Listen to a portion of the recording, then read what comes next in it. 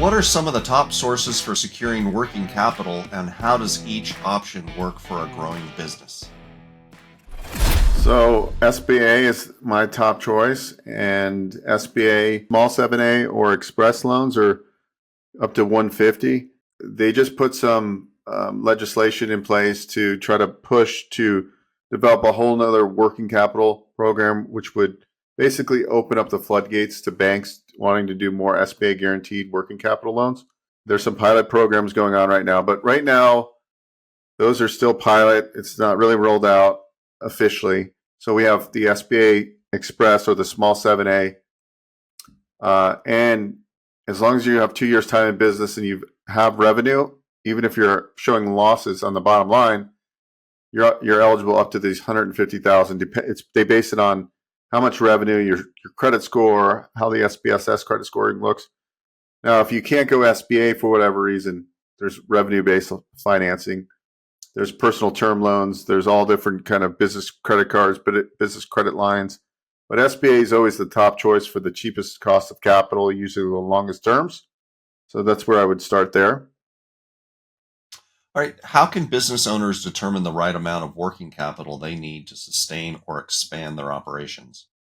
Well, usually people are trying to max whatever they can get. I don't know if that's the best way of looking at it, but that's when business owners get on the phone with me, they're just always looking for working capital because most businesses fail because they are undercapitalized. So I think it's a combination because you got to be careful that you're just not taking on more debt and you're never going to be able to, sustain, and you're never going to be able to get the cash flow. So I would look and actually probably look for a better source to like forecast in like an app or something like that to get really good at seeing where you can really position so you don't get too far behind. Because if you just keep on taking capital thinking you're going to sell more widgets, that might not be the case. I think you got to really know your numbers. But in the beginning, it's always better to get overcapitalized. I don't know what the particular right number is for you because there's a lot of variables.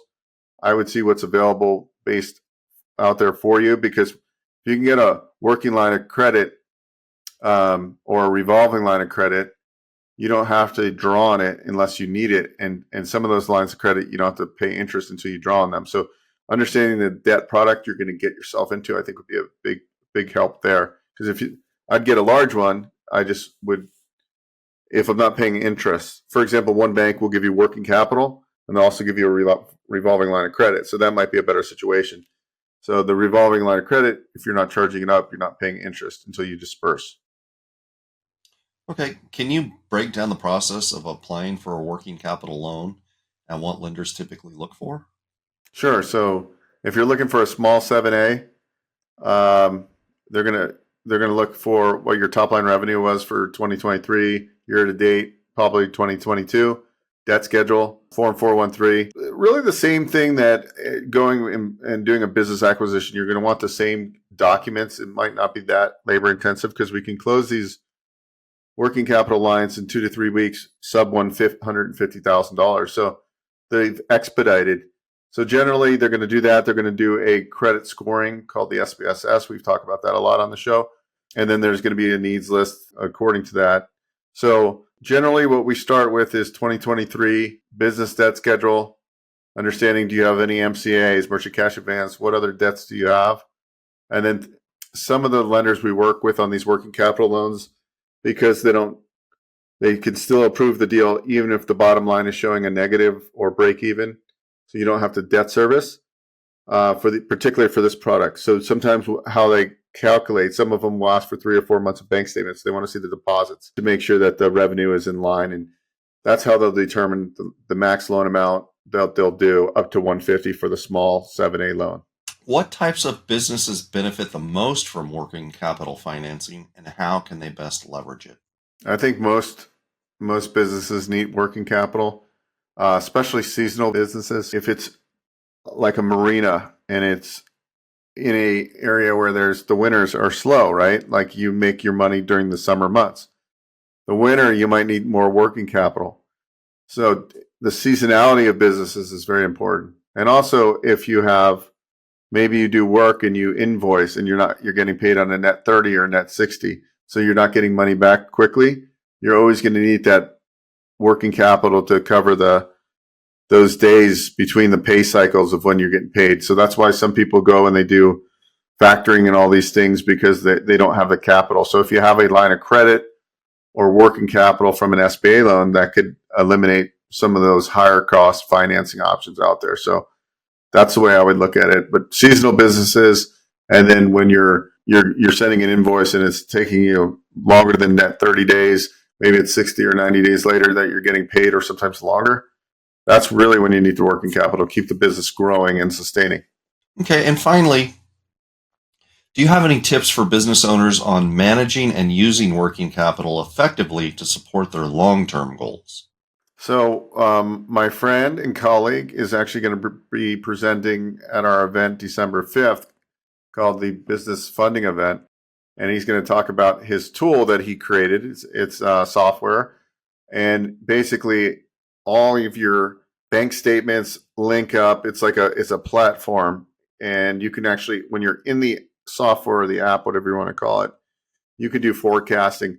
You can say, if this month we sold 20 widgets, but next month if I sell 30 widgets, and what if I don't need to pay this cost? So you can forecast really good with this program, and I think that's what we need as business owners. I know, like, sometimes it's like, well, what do I have coming in? What do I have going out?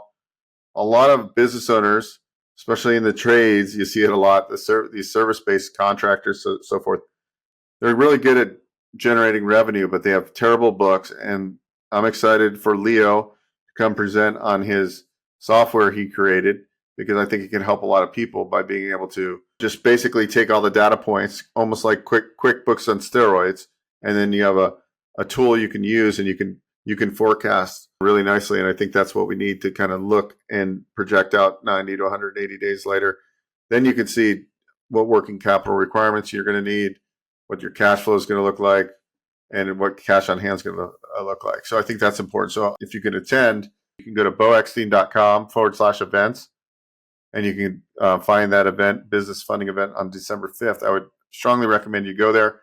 We're not only going to be talking about the app, we're going to be talking about his business credit platform, how he's able to get people business credit cards. Some people call it credit card stacking. His team does that very well. They also do lines of credit, business lines of credit, personal lines of credit, all that good stuff. We also have an SBA banker coming in.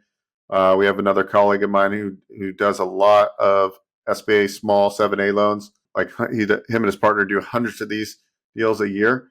And so it's going to be an awesome event if you're looking to get capital, to buy, to expand, whatever the use case is. So, buy a franchise, start up, to do whatever. It's going to be all things funding. And that's our first event. I'm going to make that a quarterly event. So this one's going to be December 5th at 3:30 Pacific time.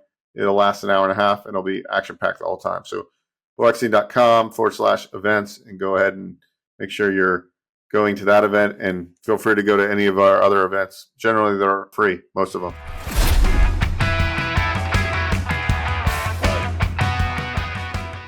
Are you ready? It's time to get the tools, prompts, and guidance you need to scale your business. With my team of VAs, my calendar stays full with qualified appointments. Now I want to help you do the same. Hi, I'm Bo Eckstein, and I've put together an exclusive ebook that will help you supercharge your productivity, scale your operation, and close more deals using virtual assistants and AI. Here are the key points you'll discover: productivity boost, scalable systems, and how to close more deals. In this free ebook, you'll discover proven strategies I've used in my own business. Strategies that have helped me go from doing it all myself to building a high-performing team that runs like a machine. Get your free copy now and unlock the secrets to growing your business faster than ever before. Please visit bizscalingplaybook.com. Hey guys, Bo Eckstein here. If you enjoyed what you saw, please subscribe to this channel. We talk all things financing. I've been in the lending industry for over 20 years, and I'm happy to answer your questions and provide great content.